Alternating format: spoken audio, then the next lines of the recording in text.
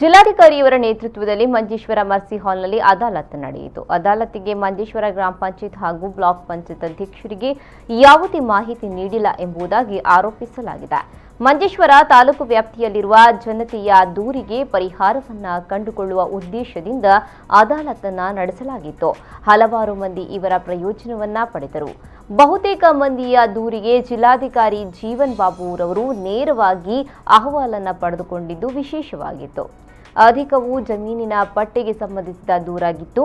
Life mission ಯೋಜನೆ, ಚಿಕಿತ್ಸಾ ಧನ ಸಹಾಯ, ರೇಷನ್ ಕಾರ್ಡ್, ಎನ್ಆರ್ಎಂ ಕೇಸ್ಗಳಿಗೆ ಸಂಬಂಧಿಸಿದ ದೂರುಗಳನ್ನು ಅದಾಲತ್ನಿಂದ ಹೊರತುಪಡಿಸಲಾಗಿತ್ತು. ಆಧಾರ್ ಕಾರ್ಡ್ ಮಾಡದವರಿಗೆ ನೂತನ ಆಧಾರ್ ಕಾರ್ಡ್ ಮಾಡಲು ಕೂಡ ಅದಾಲತ್ನಲ್ಲಿ ಅವಕಾಶವನ್ನ ಕಲ್ಪಿಸಲಾಗಿತ್ತು. ಜಿಲ್ಲಾಧಿಕಾರಿಯವರ ಅಧೀನದಲ್ಲಿರುವ ಕಂದಾಯ, ಆರೋಗ್ಯ ಸೇರಿದಂತೆ ಎಲ್ಲಾ ಇಲಾಖೆಯ ಅಧಿಕಾರಿಗಳು ಅದಾಲತ್ನಲ್ಲಿ ಭಾಗಿಯಾಗಿದ್ದರು.